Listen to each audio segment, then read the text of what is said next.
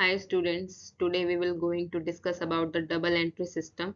It is a basic topic of class 11th accountancy subject. From this video, you get the understanding of double entry and how to do the journal entries because the double entry system is the basic chapter जो कि आपको आना चाहिए to record the journal entry. So basically it is a quick revision topics and who are going to give exams of class 11th, it is very useful for them. In double entry system there is basically three types of account: real, nominal and personal.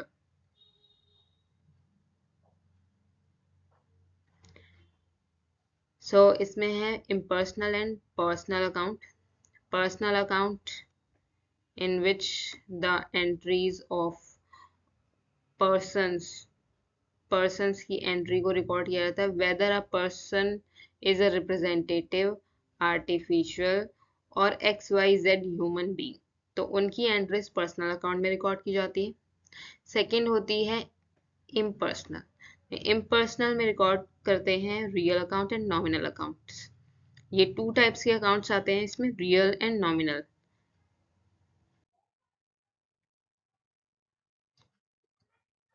First हम देखेंगे real account, those accounts of all those things which can be measured in terms of money are real account. Real accounts वो account होंगे, simple language में देखिए, real account वो account होंगे जो कि टच करे जाए, फेल्ट किए जाए, जो कि एक मोनेटरी टर्म्स की मनी में हम मेजर कर सकते हैं। जैसे कि आप असेट्स देखिए, असेट्स में आता है स्टॉक, फर्नीचर, लैंड, बिल्डिंग, ये सब मनी की टर्म में मेजर करते हैं। तो इसमें आता है tangible real account and intangible real account. Tangible word का मीनिंग होता है which can be touched, feel, and real account जब इसमें ऐड कर देंगे तो इसमें आता है which those accounts which can be touch, feel and measure and purchase and sold, तो जिनको हम देख सकते हैं, टच कर सकते हैं, वो सभी असेट्स, वो सभी accounts, stock account, furniture, land, building, वो सब टेंजिबल रियल अकाउंट में आएंगे। नेक्स्ट है इनटेंजिबल रियल अकाउंट। इनटेंजिबल का मीनिंग है which can not be seen or touched, but we can measure it in terms of money, like goodwill, patent, copyright. इनको हम ना तो देख सकते हैं ना ही टच कर सकते हैं, बट एक फर्म इनकी वैल्यू डिटरमाइन कर सकती है। सपोज एक फर्म की गुडविल है एक फर्म ले लेते हैं LG। LG का बहुत नेम है, रेपुटेशन है कंपनी की, तो इसलिए उस फर्म की गुडविल ज्यादा होगी। Patent and copyright, these are also intangible. Copyright means अगर किसी ऑथर ने अपनी राइटिंग की बुक का कॉपीराइट ले लिया है, मीन्स लाइसेंस ले लिया है, तो ये कॉपीराइट इनटेंजिबल रियल अकाउंट में आएगा। पेटेंट, जब कोई साइंटिस्ट अपने किसी फाइंडिंग्स का, अपने एक्सपेरिमेंट्स का पेटेंट ले लेता है, जैसे कि मेडिसिन के फॉर्मूलेस के पेटेंट ले लें, न्यू टेक्नोलॉजी का लाइसेंस ले लें, तो वो पेटेंट्स होते हैं। Next personal account. Personal account की मीनिंग में ही यहाँ पे दिख रहा है पर्सनल, तो पर्सनल होगा पर्सन से रिलेटेड, इंडिविजुअल से रिलेटेड, फर्म, कंपनी और इंस्टीट्यूशन से रिलेटेड। तो यहाँ पर सबसे पहले है natural personal account. Natural personal account वो पर्सनल अकाउंट होंगे जिसमें ह्यूमन बीइंग्स के अकाउंट्स को मेंटेन किया जाता है, जैसे कि मोहन, सोहन, XYZ, राम, गीता, सीता, इन सभी के अकाउंट्स को नेचुरल पर्सनल अकाउंट में रखा जाता है।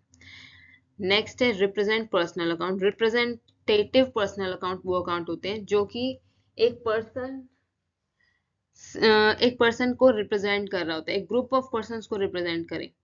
जैसे कि प्रीपेड अकाउंट, जैसे कि आउटस्टैंडिंग सैलरी। अगर एक फर्म ने अपने अपने एम्प्लॉयज की सैलरी 1 मंथ की सैलरी आउटस्टैंडिंग करी हुई है, मींस सैलरी अभी नहीं दी है, तो वो आउटस्टैंडिंग सैलरी बन जाएगी। तो हम एक पर्टिकुलर एम्प्लॉय के लिए तो लिख नहीं सकते कि X Y Z Ram Shyam इनकी सैलरी अभी नहीं दी है, तो फर्म उस ग्रुप ऑफ पर्सन्स को के लिए आउटस्टैंडिंग सैलरी का नेम दे देगी। या भी आउटस्टैंडिंग सैलरीज हैं which is paid in future. Next है artificial person which are not a real human being. Real human being नहीं है, पर उनका क्या है, सेपरेट लीगल एंटिटी होते हैं, जैसे कि firm, company, ABC limited, XYZ limited, ये सब आर्टिफिशियल पर्सनल अकाउंट होते हैं। नेक्स्ट है nominal account. Nominal account are those account which records accounts income and expenses of the firm. अब असेट्स का पता चल गया कि असेट्स कैसे रिकॉर्ड करते हैं, पर्सन्स के अकाउंट को कैसे रिप्रेजेंट किया जाएगा। अब नॉमिनल अकाउंट में रिकॉर्ड करते हैं income and expenses of the firm. Income and expenses of the firm, salary, real rent account and other account which are related to income and expenses. तो अब अकाउंटिंग रूल्स क्या होंगे, इन सभी accounts को maintain करने के रूल्स भी होते हैं जो कि double entry, two fold effect को रिप्रेजेंट करते हैं। जैसे कि रियल अकाउंट में आएगा debit what comes in and credit what goes out. Personal account debit the receiver and credit the giver. Nominal account debit all expenses losses, credit all incomes and gain. Real account में जैसे firm ने purchase करी है furniture, तो furniture को purchase करने पे furniture जो है, फर्नीचर फर्म में फर्नीचर आएगा, फर्नीचर आया है फर्म में, तो फर्नीचर डेबिट हो जाएगा।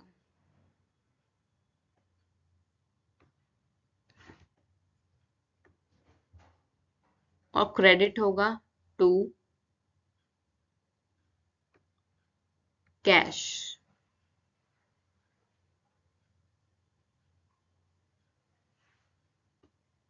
अकाउंट।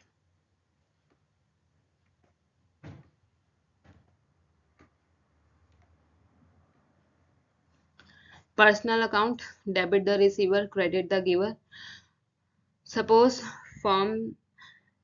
फर्म ने पेमेंट करी है क्रेडिटर्स की, तो यहाँ पर डेबिट द रिसीवर हो जाएगा and credit the giver. Firm ने अगर पेमेंट करी है तो यहाँ पर होगा, फर्म ने पेमेंट करी है राम की, राम एक क्रेडिटर था, उसको कैश की पेमेंट करी है, तो यहाँ पे आ जाएगा डेबिट द रिसीवर। रिसीवर कौन है यहाँ पे, राम, तो राम अकाउंट डेबिट।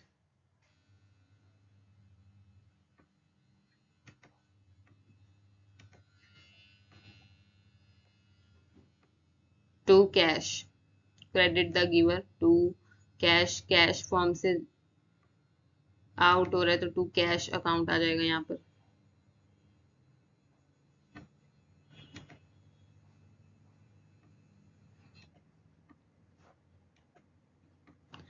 नेक्स्ट है नॉमिनल अकाउंट। नॉमिनल अकाउंट में debit all expenses and losses and credit all income and gains, ये एंट्रीज आपको लर्न करनी पड़ेगी। तो debit all expenses losses and credit all incomes and gain. Firm ने cell करी है या फर्म ने सैलरी की पेमेंट करी है, तो सैलरी की पेमेंट करी तो सैलरी अकाउंट क्या हो जाएगा, डेबिट सैलरी।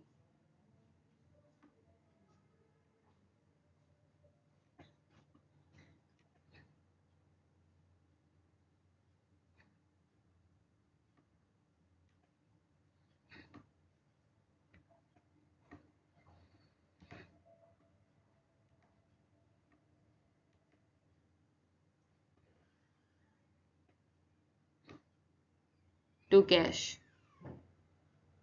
फॉर्म से कैश गया है और सैलरी की पेमेंट हुई है टू कैश अकाउंट।